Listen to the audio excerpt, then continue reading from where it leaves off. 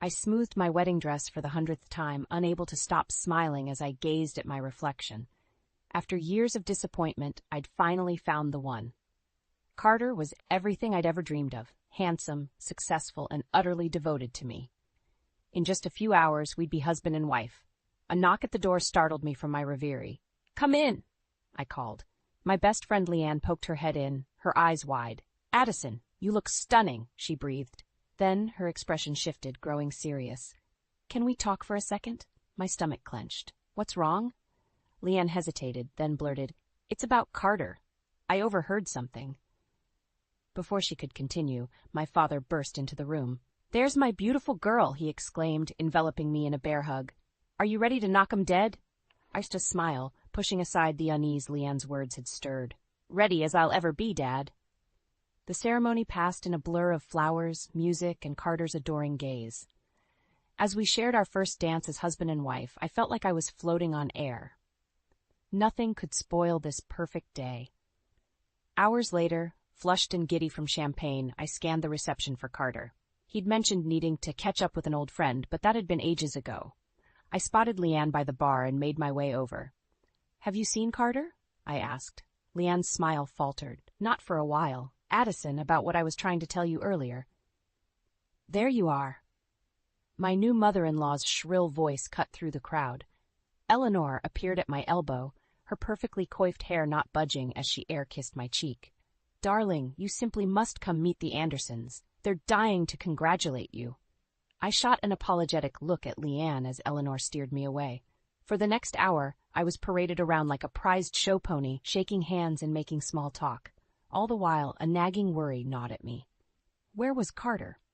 Finally extricating myself from Eleanor's clutches, I retreated to a quiet corner and pulled out my phone. No messages from Carter. I dialed his number, but it went straight to voicemail. "Everything okay, Pumpkin?" My father's concerned voice made me jump. I plastered on a smile. "Of course, Dad. Just trying to track down my wayward husband." Dad's brow furrowed. "That's odd. I could have sworn I saw him leaving with that redhead. What's her name? His ex-girlfriend?" The bottom dropped out of my stomach. "Vanessa?" Dad nodded slowly. "That's the one. But I'm sure there's a perfectly innocent explanation." I barely heard him, my mind racing. Vanessa, Carter's old friend. The ex he'd sworn was ancient history. "Addison?" Leanne appeared at my side, her face etched with worry. "You won't believe what I found out. On the night of your wedding—" I held up a hand, silencing her. "Let me guess, it's about Carter and Vanessa?" Leanne's eyes widened. "How did you know?" "Lucky guess," I said bitterly. "Excuse me." I pushed past them both, ignoring their calls as I fled the reception hall. Outside, the cool night air did nothing to calm the storm of emotions raging inside me. Hurt, betrayal, and fury warred for dominance as I paced the empty parking lot. My phone buzzed. A text from Carter. "Sorry, got caught up. Be back soon." "Love you." I stared at the screen, tears blurring my vision. How could he do this? On our wedding day of all days. A car pulled into the lot, headlights sweeping across me. I squinted, recognizing Carter's sleek sports car. As it drew closer, I saw two figures inside, Carter behind the wheel and a familiar redhead in the passenger seat. My hands clenched into fists. This was supposed to be the happiest day of my life. Instead, it was quickly becoming my worst nightmare. I stood frozen as Carter's car pulled into the parking lot. My wedding dress suddenly felt like a straitjacket, constricting my breathing. As Carter stepped out, his eyes widened in surprise. "Addison, what are you doing out here?" I ignored him, my gaze locked on Vanessa as she emerged from the passenger side. "Having fun catching up with your old friend?" I spat. Carter's face paled. "It's not what it looks like, I swear." "Really? Because it looks like you abandoned your wife on our wedding day to run off with your ex-girlfriend." Vanessa at least had the decency to look ashamed. "I'm so sorry, Addison. I didn't realize." "Save it," I snapped. Turning to Carter, I hissed, "How could you do this to me?" He reached for me, but I recoiled. "Baby, please, let me explain." "Explain what? How you lied to me? How you made a mockery of our vows?" Carter's expression hardened. "You're overreacting. Nothing happened." "Nothing happened," I laughed bitterly. "You disappeared for hours on our wedding night." "I told you, we were just talking." "In your car? For hours?" I shook my head in disbelief. "Do you think I'm stupid?" Carter's eyes flashed with anger. Maybe if you weren't so damn insecure, I wouldn't need to seek companionship elsewhere. His words hit me like a slap. Before I could respond, Leanne appeared at my side.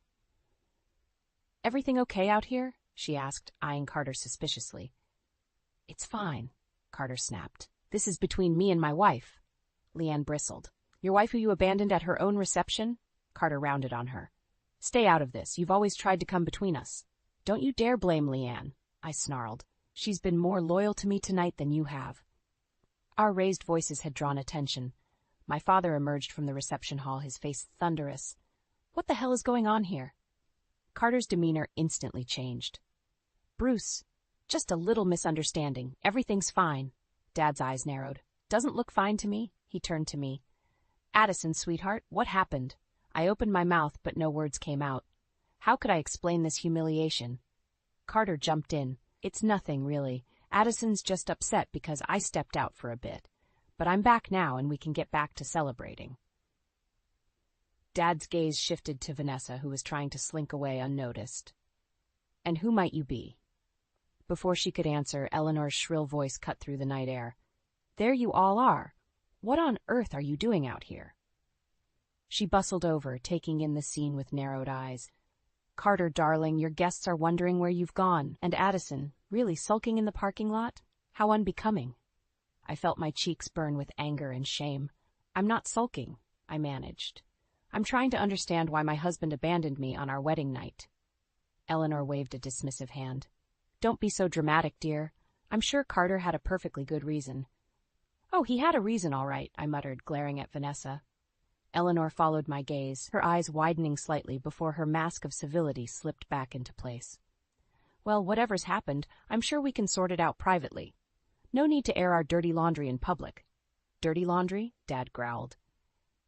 "If that boy has hurt my daughter." "Now, Bruce," Eleanor cut in smoothly, "let's not jump to conclusions. I'm sure this is all just a big misunderstanding." I looked from Eleanor's forced smile to Carter's pleading eyes to my father's concerned face. The weight of expectations and appearances pressed down on me, threatening to suffocate me. In that moment, I made a decision. "You know what? You're right, Eleanor. This isn't the time or place." I straightened my spine and fixed Carter with an icy stare. "But don't think for a second this is over." With that, I turned on my heel and strode back towards the reception, leaving a stunned silence in my wake. As I pushed through the doors, Leanne hurrying after me, I realized with crystal clarity that my picture-perfect marriage was nothing but a beautiful lie. The weeks following our disastrous wedding night were a blur of tense silences and half-hearted apologies. Carter swore up and down that nothing had happened with Vanessa, but the seed of doubt had been firmly planted in my mind. One particularly gloomy afternoon, I found myself alone in our apartment, restlessly pacing. On impulse, I grabbed Carter's laptop. He'd always been protective of it, and a nagging voice in my head whispered that there might be a reason why. My hands shook as I opened it, surprised to find it unlocked. As I scrolled through his emails, my heart sank. There, in black and white, was proof of Carter's betrayal, not just with Vanessa, but with multiple women. The emails dated back months, even before our engagement. I was still staring at the screen, numb with shock, when the door opened. Carter walked in, his easy smile faltering as he took in my expression and the open laptop. "Addison, what are you doing?" he asked, his voice tight. I looked up at him, tears streaming down my face. "How could you?" Carter's face hardened. "You had no right to go through my personal emails." "Personal emails?" I scoffed. "You mean your collection of love letters to half the women in the city?" He strode over, slamming the laptop shut. "It's not what it looks like." "Really?" "Because it looks like you've been cheating on me since before we even got engaged." Carter ran a hand through his hair, frustration evident. "You don't understand. My job, sometimes I need to entertain clients. It doesn't mean anything." I stared at him in disbelief. "Entertain clients? Is that what you call sleeping with other women?" "Don't be so dramatic," he snapped. "This is why I didn't tell you. I knew you'd overreact." His dismissive tone ignited a fury in me. "Overreact? You've been lying to me our entire relationship." Before he could respond, my phone buzzed. A text from Eleanor. "Dinner at our house tonight. 7 p.m. sharp. We need to discuss your behavior at the wedding." I laughed bitterly. Your mother wants to discuss my behavior. Isn't that rich? Carter's eyes narrowed. What are you talking about? I showed him the text. Apparently, I'm the one causing problems in this family. He sighed. Look, let's just go to dinner and smooth things over. We can discuss this later. Part of me wanted to refuse, to scream and rage and throw his lies back in his face. But another part, the part that still clung to the hope of salvaging something from this wreckage, nodded in agreement. Hours later, we sat around Eleanor's immaculately set dining table. The tension was palpable as we picked at our food in silence. Finally, Eleanor spoke. Addison, dear, I think we need to address your little outburst at the wedding. I gripped my fork tightly. My outburst? She nodded, her smile not reaching her eyes. It was quite unseemly, causing a scene like that. In front of all our guests, no less. I glanced at Carter, but he studiously avoided my gaze. I'm sorry if my reaction to finding my husband with another woman on our wedding night was inconvenient for you, I said, my voice dripping with sarcasm. Eleanor's smile tightened. Now, I'm sure it was all just a misunderstanding. Carter has explained everything. Has he? I turned to Carter. Did you explain about all the other women too, or just Vanessa?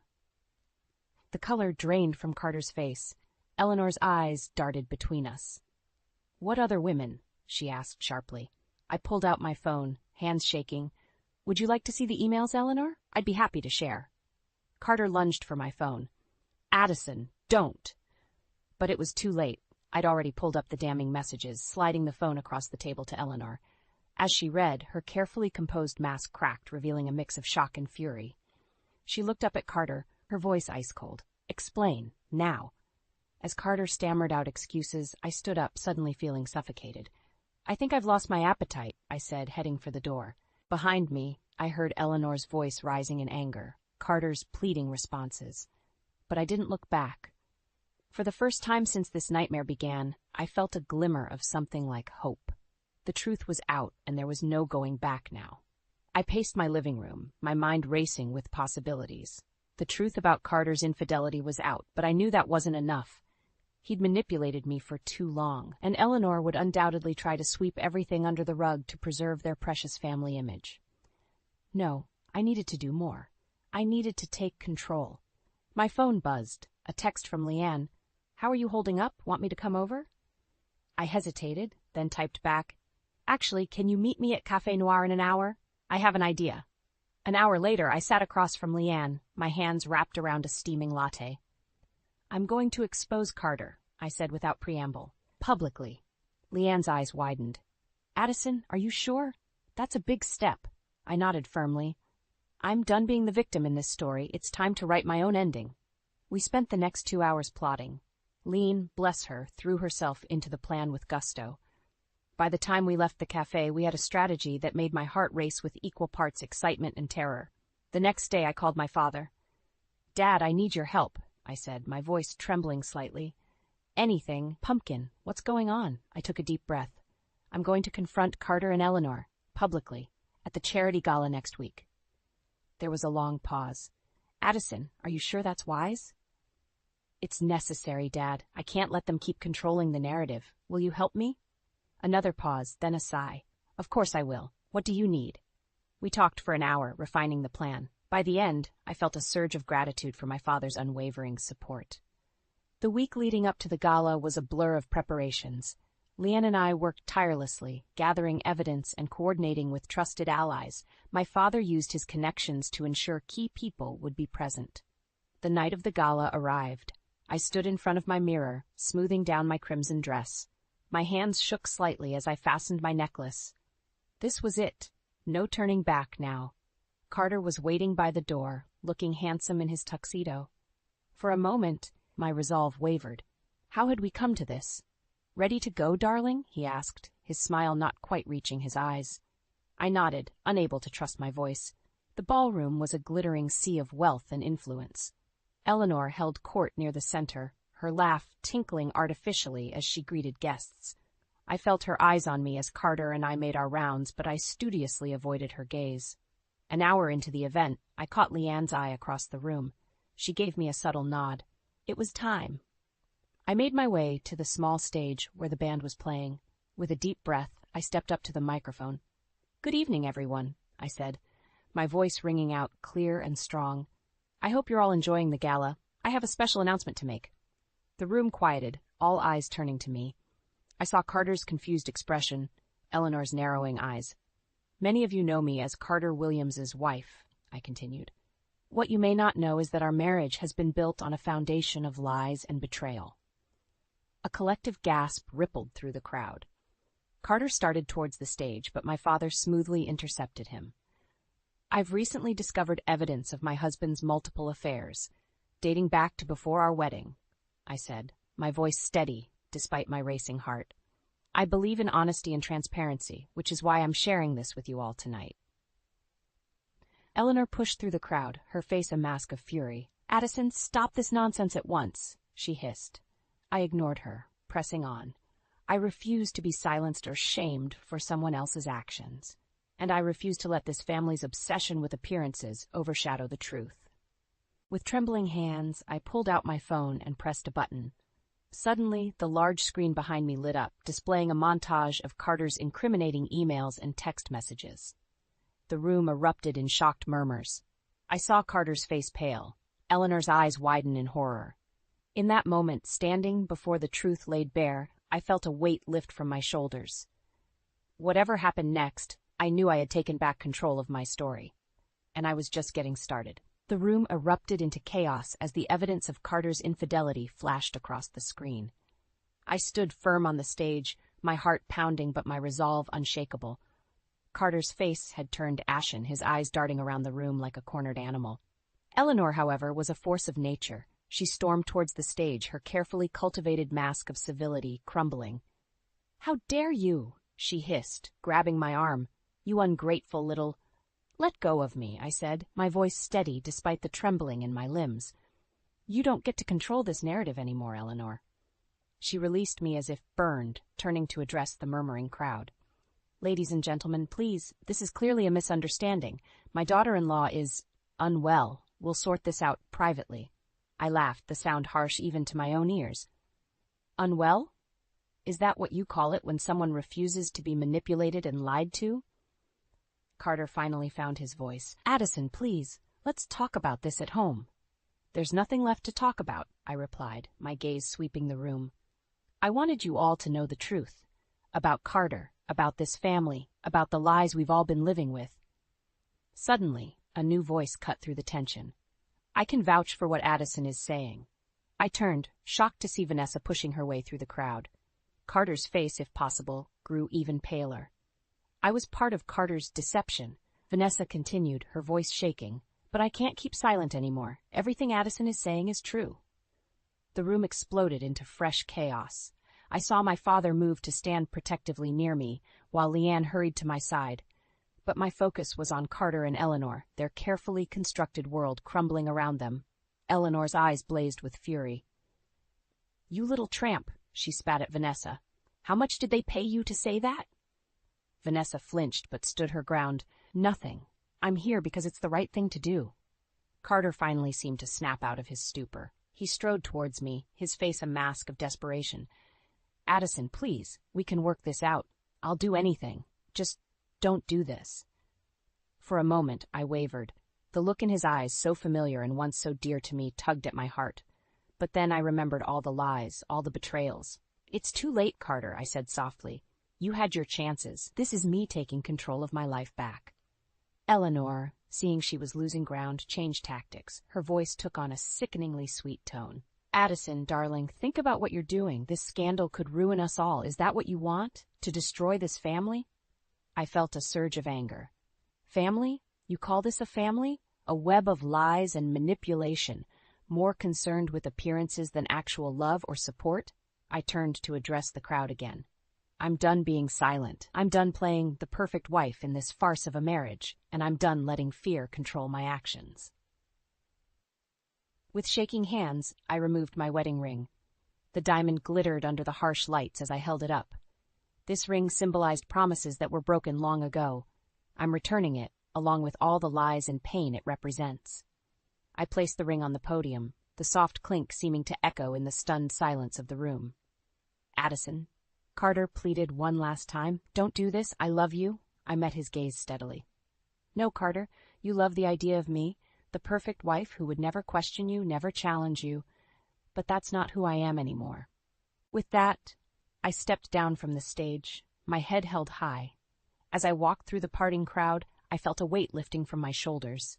The road ahead was uncertain, filled with legal battles and emotional turmoil, I was sure, but for the first time in months, I felt truly free. I had made my choice, and there was no going back. The days following the gala passed in a blur of legal meetings and emotional upheaval. I threw myself into my work at the boutique, grateful for the distraction. But even as I helped customers find the perfect outfit, my mind raced with thoughts of divorce papers and asset division. One particularly exhausting afternoon, I returned home to find Carter waiting on my doorstep. My heart clenched at the sight of him, a mix of anger and residual affection warring within me. "Addison," he said, his voice hoarse. "Please, can we talk?" I hesitated, then nodded curtly. 5 minutes.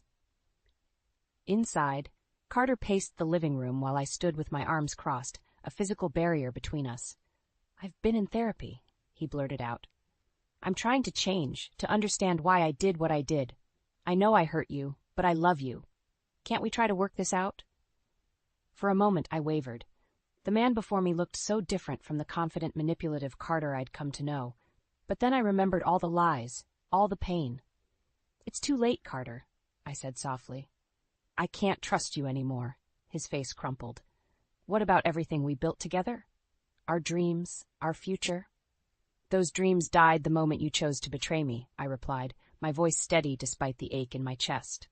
Carter's demeanor suddenly shifted, his eyes hardening. "You'll regret this, Addison. You think you can just walk away? I'll make sure you have nothing when this is over." A chill ran down my spine at his threat, but I stood my ground. "Get out," I said, pointing to the door. After he left, I called Leanne in tears.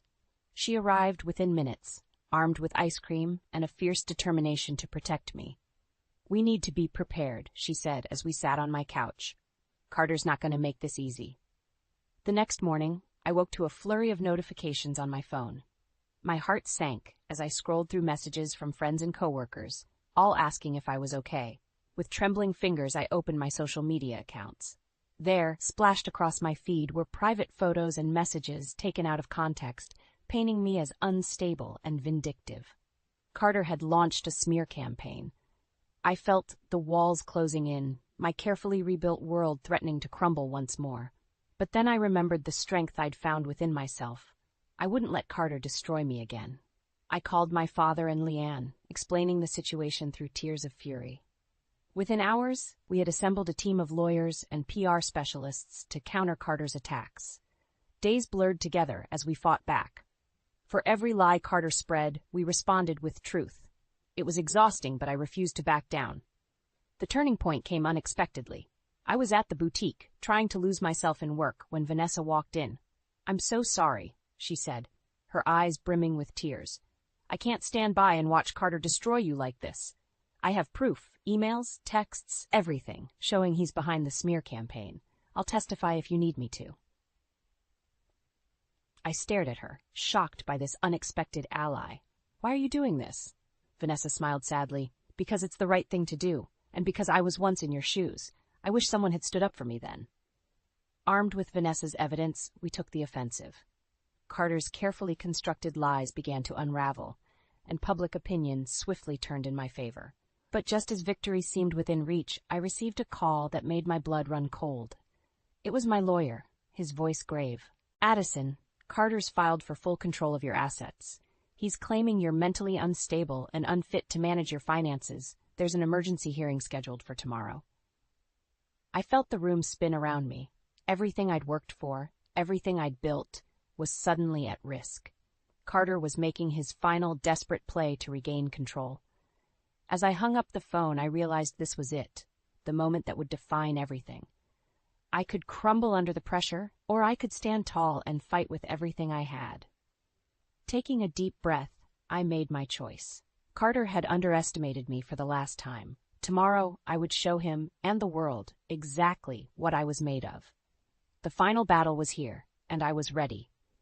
The morning of the emergency hearing arrived with a sense of foreboding. I stood before the mirror, smoothing down my most professional suit, trying to project an image of stability and competence. My hands shook slightly as I fastened my necklace, a gift from my father, a reminder of his unwavering support. Leanne arrived to drive me to the courthouse, her presence a comforting anchor. "You've got this, Addison," she said, squeezing my hand. "We're all behind you." The courthouse loomed before us, its stone facade imposing and cold. As we climbed the steps, I spotted Carter and Eleanor arriving, both impeccably dressed and wearing matching expressions of smug confidence. My stomach churned, but I lifted my chin and strode past them without a glance. Inside the courtroom, my lawyer Sarah greeted us with a tight smile. "Remember," she whispered, "stay calm, no matter what. We have the truth on our side." As the judge entered and the proceedings began, I felt as though I was watching from outside my body. Carter's lawyer painted a picture of me as unstable, vindictive, and incapable of managing my own affairs. With each word, I felt my carefully reconstructed world threatening to crumble. When it was our turn, Sarah presented the evidence of Carter's infidelity and manipulation. I took the stand, my voice surprisingly steady as I recounted the betrayals and lies. But as I spoke, I saw the judge's expression remain impassive, and a seed of doubt took root in my heart. During a recess, I overheard Eleanor speaking to Carter in hushed, urgent tones.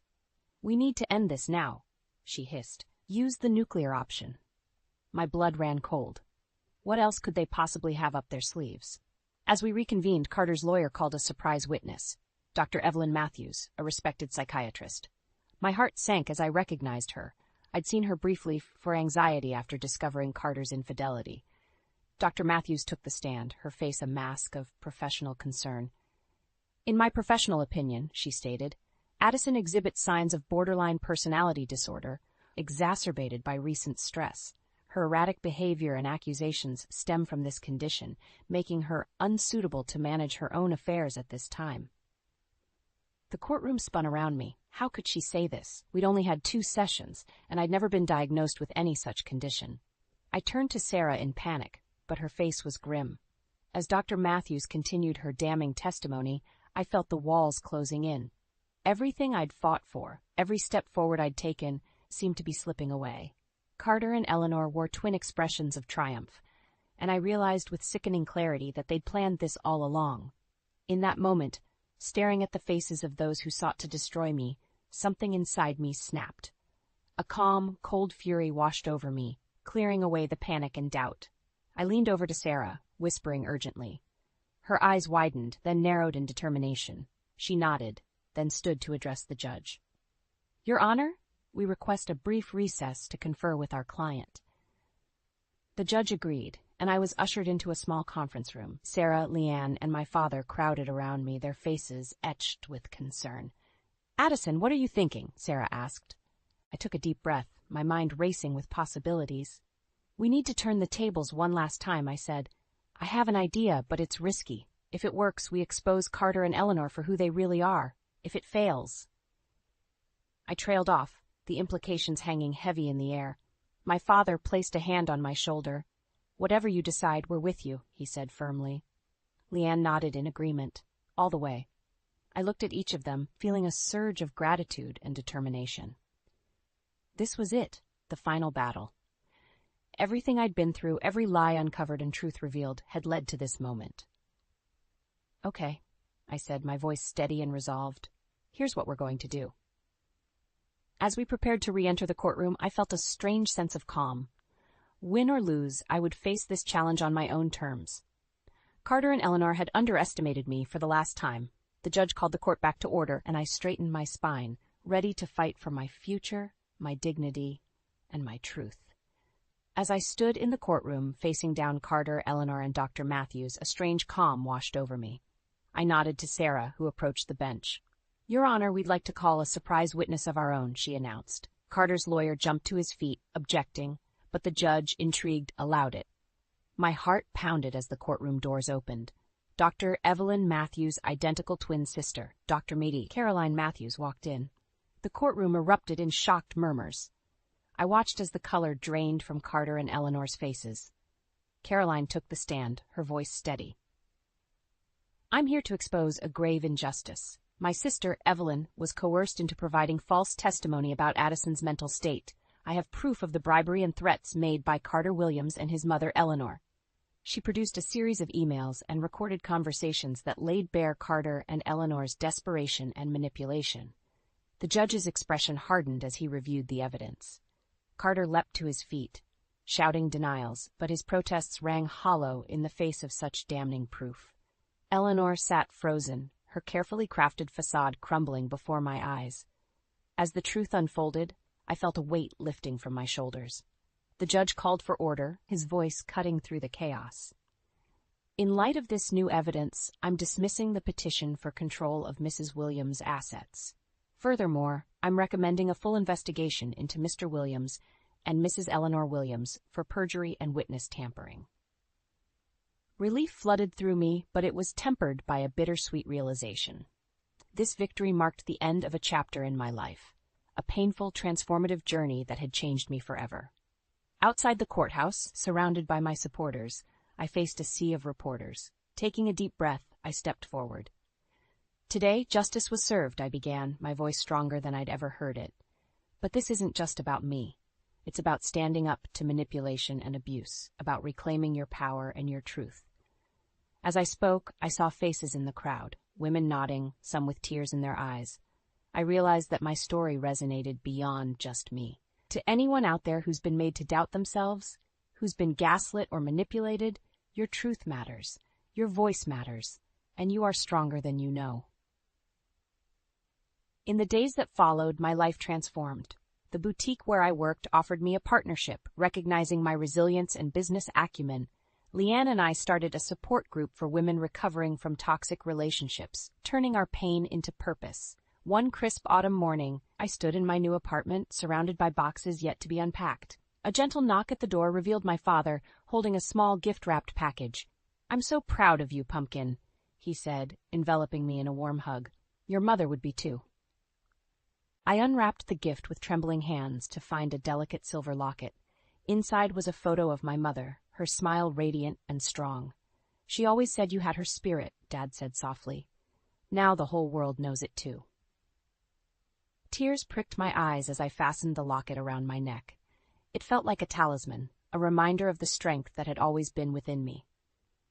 Later that evening, as I sat on my balcony watching the sunset, I reflected on the tumultuous journey that had brought me here. The pain, the betrayal, the moments of despair, they were all part of my story now. But they didn't define me. What defined me was how I'd risen above it all, how I'd found my voice, my strength, my truth. As the last rays of sunlight painted the sky in brilliant hues, I felt a sense of peace settle over me. The future stretched out before me, full of possibilities I'd never dared to imagine before. I was Addison Williams, survivor, fighter, and now, finally, the author of my own story. And this was just the beginning. The stench of lilies and the murmur of condolences fill the air as I stand beside Lydia's casket, my heart shattered into a million pieces. I never imagined I'd outlive my own child, but here I am, saying goodbye to my beautiful, talented daughter. Natalie, my eldest, stands across from me, her face a mask of composure. How can she be so calm when her sister lies lifeless before us?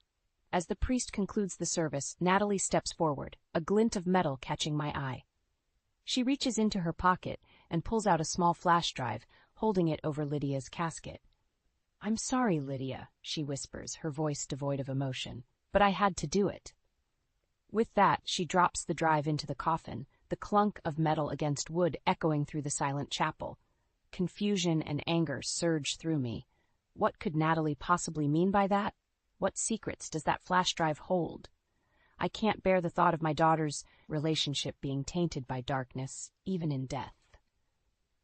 As the mourners file out of the chapel, I approach Natalie, my voice trembling. "What was that about, Natalie? What did you put in your sister's coffin?" She looks at me, her eyes cold and distant. "It's nothing, Mom, just a silly inside joke between Lydia and me. Don't worry about it." But I can't shake the feeling that there's more to this than Natalie lets on. The way she dropped that flash drive, the emptiness in her voice. It's unsettling. I excuse myself from the reception, my mind reeling. I need answers, and I need them now. I make my way to Lydia's studio, the place where she poured her heart and soul into her art. As I step inside, the familiar scent of paint and canvas envelops me, and memories of Lydia's laughter and creativity flood my mind. I rummage through her desk, searching for any clues that might shed light on the mystery of the flash drive. As I rifle through papers and sketchbooks, my hand brushes against a small, hidden compartment. With trembling fingers, I pry it open, revealing a letter addressed to me in Lydia's handwriting. "Dear Mom," it begins, "if you're reading this, it means I'm gone, and Natalie has finally shown her true colors. There are things you need to know about my sister, things I've kept hidden for far too long." As I read on, my heart sinks with each revelation. Lydia's words paint a picture of jealousy, manipulation, and betrayal, with Natalie at the center of it all. The flash drive, it seems, holds the evidence of Natalie's misdeeds, the very secrets that may have led to Lydia's untimely death. I clutch the letter to my chest, tears streaming down my face. How could I have been so blind to the darkness lurking within my own family? I know now that I must confront Natalie and uncover the truth, no matter how painful it may be. I owe it to Lydia to bring her sister to justice, and to finally lay my beautiful daughter to rest. With a heavy heart and a determined spirit, I tuck the letter into my pocket and head back to the reception, ready to face the secrets that have torn my family apart. Lydia, my sweet girl, I promise I won't let your memory be tainted by your sister's actions. I will find the truth, and I will make things right, no matter the cost. As I drive home from Lydia's funeral, my mind drifts back to the day when the cracks in our family first began to show. It was a sunny afternoon, and we had gathered at Natalie's lavish house for a family dinner. Lydia had just opened her art studio, and I could see the pride and excitement in her eyes as she shared her plans with us. "I can't believe you're wasting your time with this art nonsense." Natalie scoffed, swirling her wine glass. "When are you going to grow up and get a real job, Lydia?" Lydia's smile faltered, but she held her ground. "This is my real job, Natalie. I'm an artist, and I'm good at what I do." Natalie let out a harsh laugh. "An artist? Please. You'll never make a living off your silly little paintings. You need to face reality and stop being such a dreamer." I could see the hurt in Lydia's eyes, but before I could intervene, Natalie leaned in, her voice dripping with condescension. "Listen, Lydia, I have a business proposition for you. I'm working on a big project, and I could use your help. It's a bit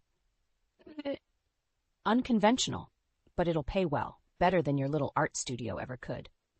Lydia hesitated, and I could see the conflict in her eyes. She wanted to prove herself, to show Natalie that she could succeed on her own terms. But Natalie was persistent, and in the end, Lydia relented.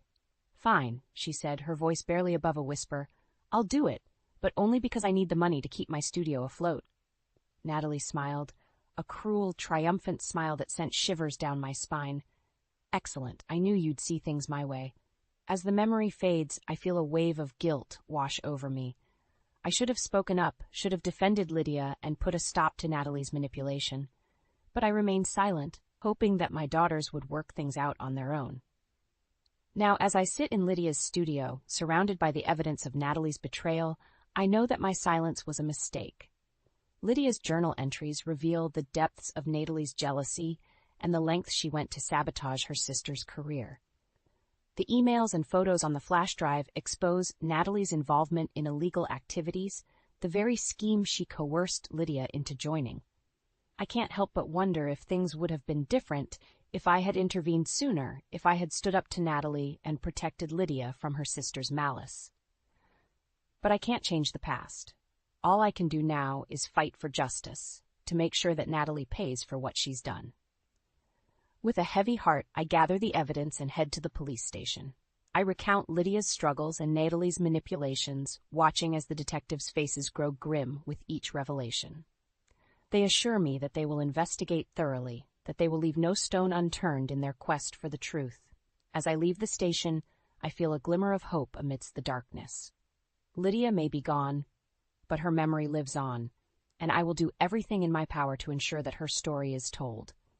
I will expose Natalie's crimes and bring her to justice, no matter the cost. For Lydia, for the daughter I lost, I will fight. I will be the voice she can no longer raise, the strength she can no longer muster. I will make things right, even if it means tearing our family apart. Natalie may have shattered our lives, but I will pick up the pieces and rebuild, one painful step at a time. The call comes in the middle of the night, jolting me from a restless sleep. It's the police, and the news they bring is like a punch to the gut. Lydia, my beautiful, vibrant daughter, is dead. An overdose, they say, but something in the detective's voice tells me there's more to the story. I can barely process the information as I stumble through the motions of planning Lydia's funeral. The grief is overwhelming, but it's the questions that keep me up at night. How did Lydia, who had always been so full of life, fall victim to drugs?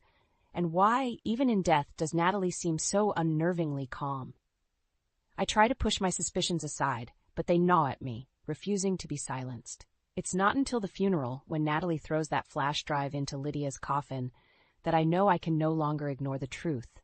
There's something sinister at play, and I'm determined to uncover it. As soon as the service ends, I corner Natalie, my voice shaking with a mixture of grief and anger. "What was on that flash drive, Natalie? What are you hiding?" Natalie's eyes narrow, her lips curling into a sneer. "You just can't let it go, can you, Mother? Always sticking your nose where it doesn't belong."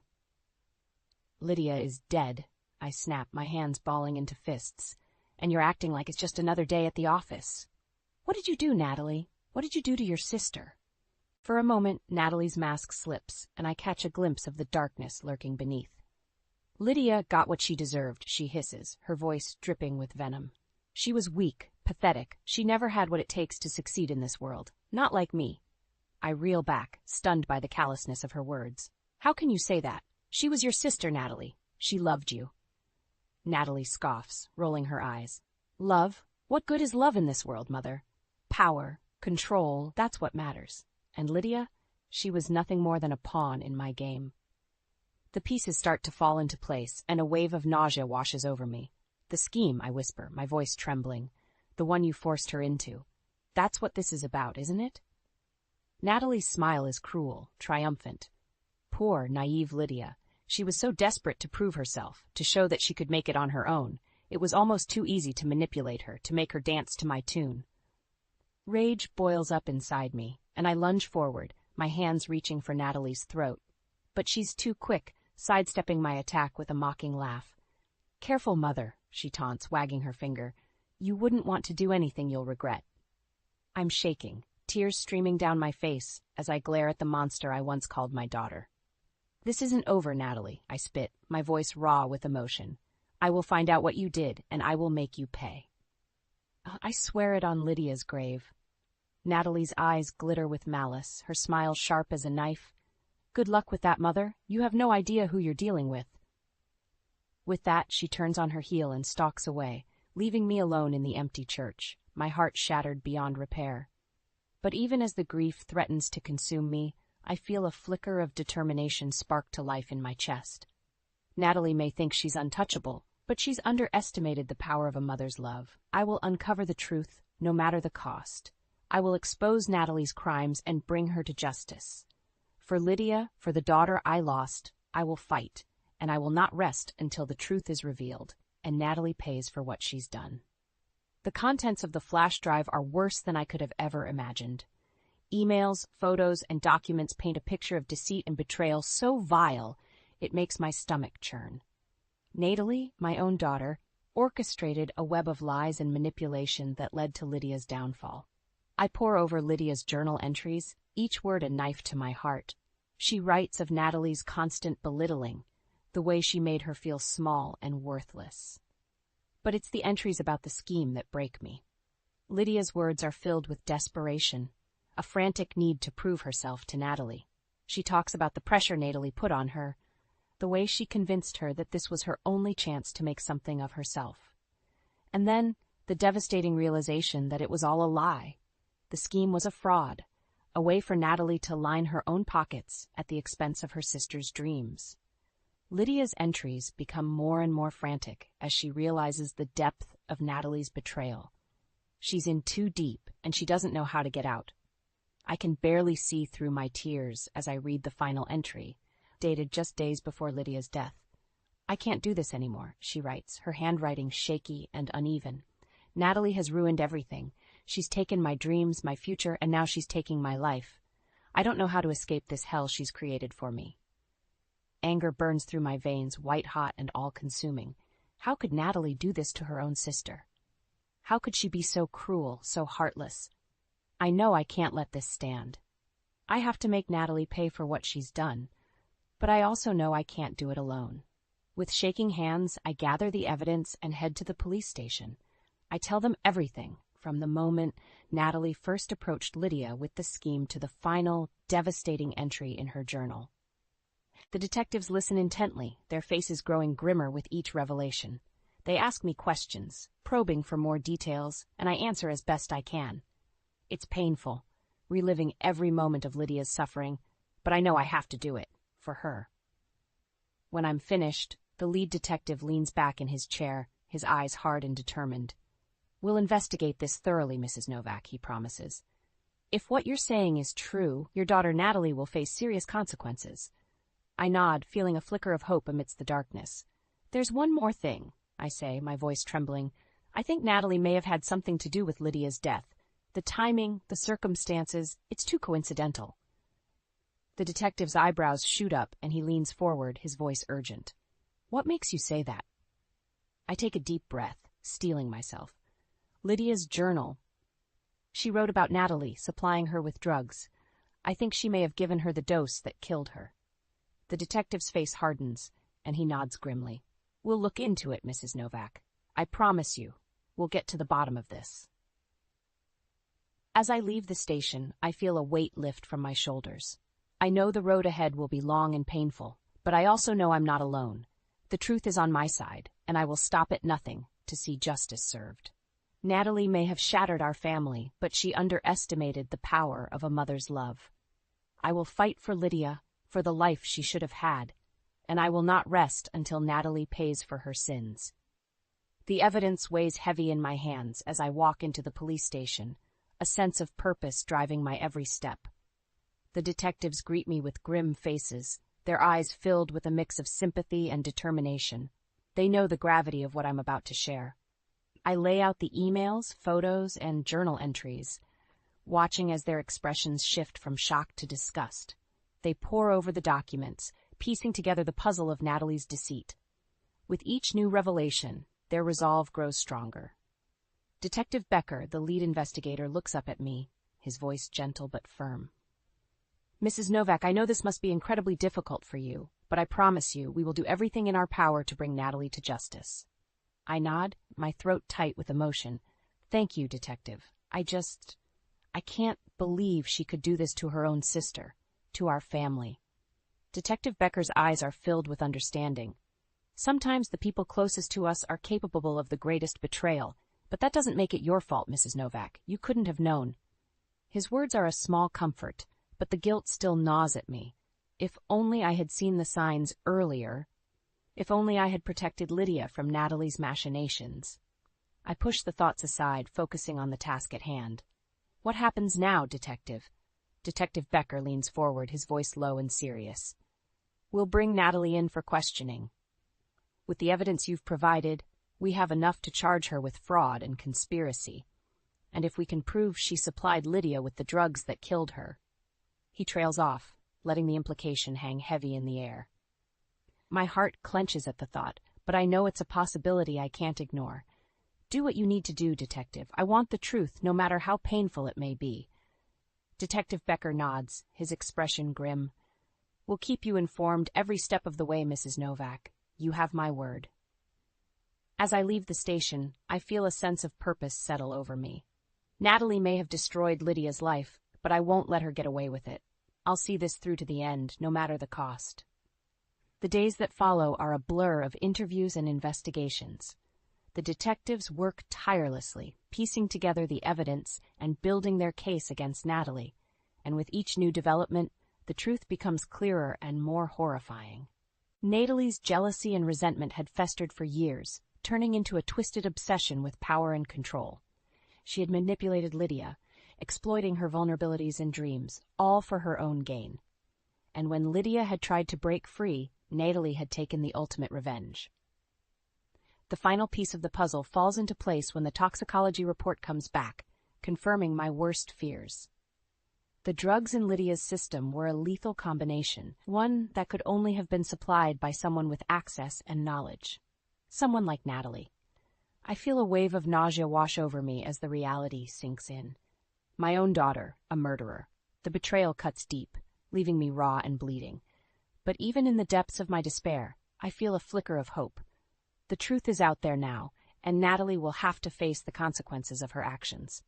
Justice will be served, and Lydia will finally be able to rest in peace. I steel myself for the battle ahead, knowing that it won't be easy. Natalie is cunning and ruthless, and she won't go down without a fight, but I'm ready to face her, to look her in the eye and make her answer for what she's done. For Lydia, for the daughter I lost, I will be strong. I will be the voice she can no longer raise, the justice she can no longer seek. And I will not rest until Natalie pays for her sins, no matter the price. The day of reckoning arrives, and I find myself standing outside Natalie's law firm, my heart pounding in my chest. Detective Becker and his team are by my side, their faces set with determination. We're here to confront Natalie, to make her answer for her crimes. As we enter the building, I feel a sense of unease wash over me. The sleek, modern interior feels cold and impersonal, a stark contrast to the turmoil raging inside me. We make our way to Natalie's office, the sound of our footsteps echoing through the halls. Natalie looks up as we enter, her eyes widening in surprise. But the shock quickly fades, replaced by a cold, calculating look. "Mother," she says, her voice dripping with false sweetness. "What brings you here?" Detective Becker steps forward, his voice firm and authoritative. "Natalie Novak, we have evidence linking you to the illegal scheme that defrauded your sister and ultimately led to her death. We also have reason to believe you supplied her with the drugs that killed her." Natalie's face twists into a sneer, her true colors finally showing. "You can't prove anything," she hisses, her eyes darting between us. "Lydia was a drug addict. She did this to herself." I feel a surge of anger course through me, and I step forward, my voice shaking with emotion. "How dare you?" I spit, my hands clenched into fists. "Lydia was your sister. She loved you, and you destroyed her. You manipulated her, lied to her, and then you killed her." Natalie laughs, a harsh, grating sound that sends shivers down my spine. "Oh, please. Lydia was weak. She was always holding me back with her silly dreams and her pathetic art. She got what she deserved." Detective Becker's face hardens, and he motions to his team. "Natalie Novak, you're under arrest for fraud, conspiracy, and murder. You have the right to remain silent." As the detectives move in, Natalie's facade finally cracks. She lunges forward, her face contorted with rage. "You can't do this to me," she screams, her voice echoing off the walls. "I'm untouchable. I'm the one with the power here." But the detectives are quick, and they restrain her, snapping handcuffs around her wrists. Natalie thrashes and screams, her carefully crafted persona shattering before our eyes. "You did this to yourself, Natalie," I say, my voice cold and hard. "You let your jealousy and greed consume you, and now you'll pay the price." As the detectives lead her away, Natalie's eyes lock with mine, and for a moment I see a flicker of the girl she once was. The sister who played with Lydia, who laughed and dreamed and loved. But it's gone in an instant, replaced by a hatred so deep it takes my breath away. "This isn't over, Mother," her voice dripping with venom. "I'll make you pay for this. I'll make you all pay." But her threats are empty now, and I watch as she's led out of the office, a shell of the woman she once was. The truth is out there now, and Natalie will face the consequences of her actions. As we leave the building, Detective Becker turns to me, his face softening. "You did the right thing, Mrs. Novak. I know it couldn't have been easy but you helped bring a dangerous criminal to justice." I nod, feeling a sense of bittersweet relief wash over me.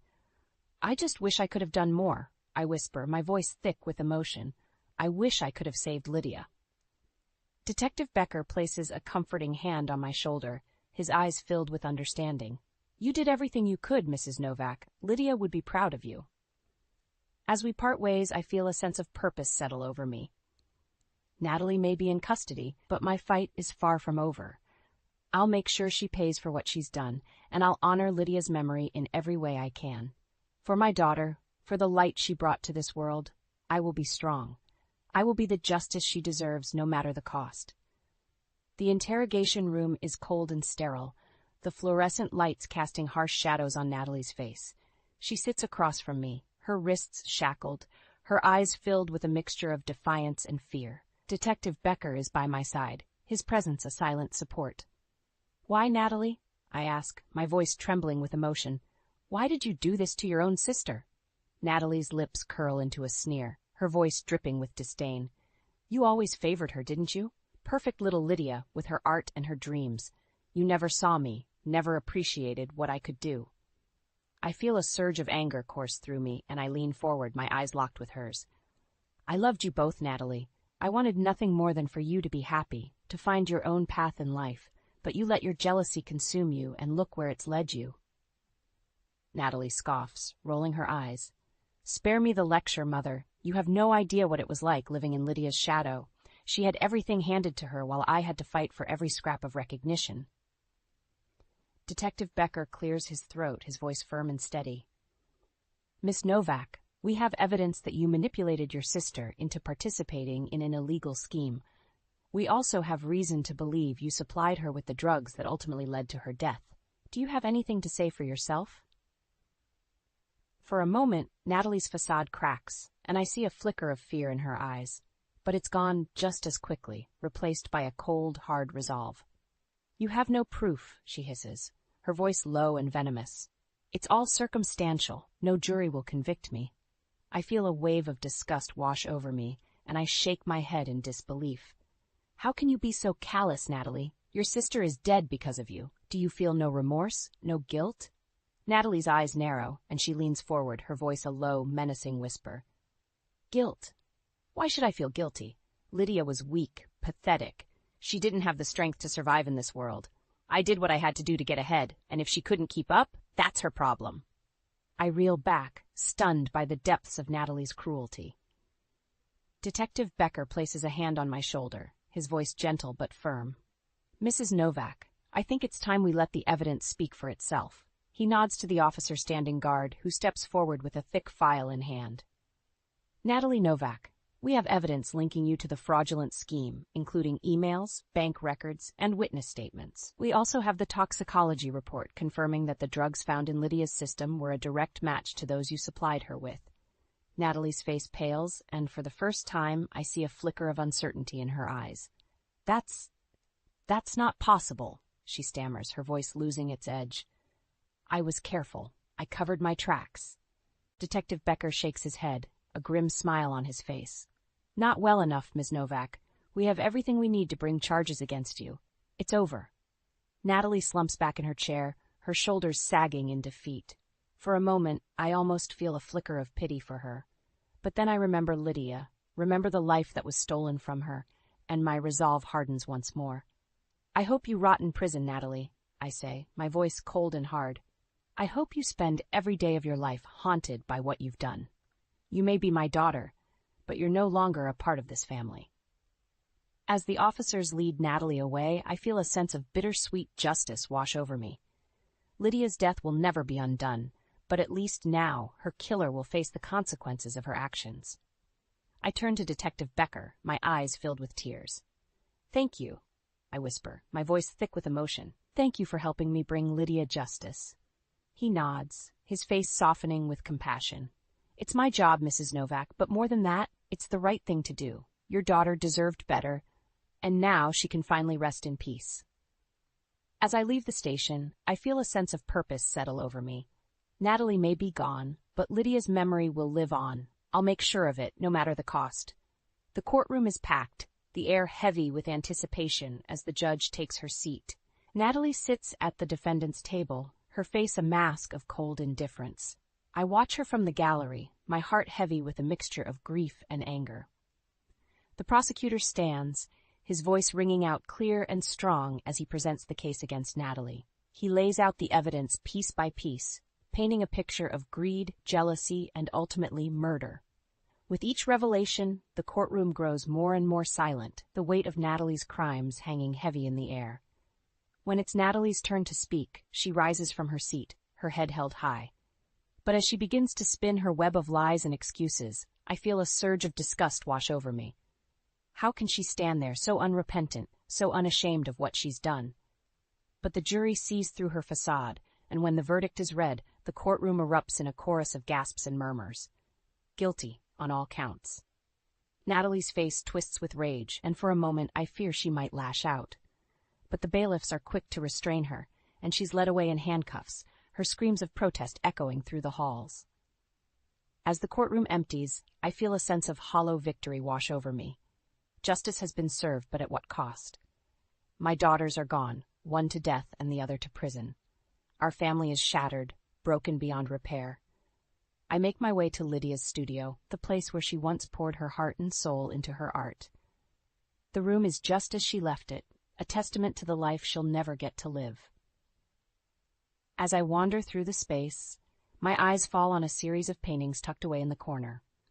I pull them out, my breath catching in my throat as I take in the images before me.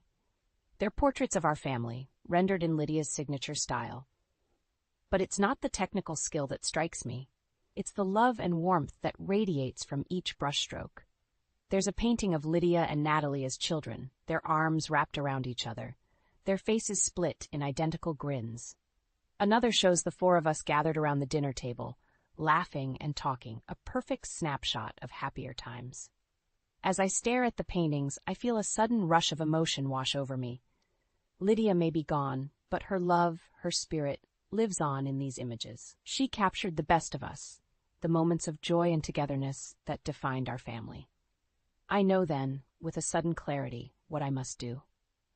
I'll honor Lydia's memory, not just by seeking justice for her death, but by celebrating her life. I'll take these paintings and I'll share them with the world. I'll let them see the beauty and the talent that was taken from us too soon. I'll open a gallery in Lydia's name, a place where her art can live on and inspire others. It won't bring her back, but it will ensure that her legacy endures, that her light continues to shine. As I gather up the paintings, I feel a sense of purpose wash over me. This is how I'll keep Lydia's memory alive, how I'll find meaning in the face of such senseless tragedy. Natalie may have taken my daughter from me, but she can't take away the love and the pride I feel for her. I step out of the studio, the paintings clutched to my chest, and I feel a sense of peace wash over me. The road ahead won't be easy, but I know now that I'm not alone. Lydia's spirit will guide me, will give me the strength to keep going, no matter what lies ahead. And so I begin, one step at a time, to pick up the pieces of my shattered life. I'll build something new from the ruins, something beautiful and strong, just like my Lydia. And in doing so, I'll find a way to heal, to honor the daughter I lost, and to keep her memory alive, now and forever.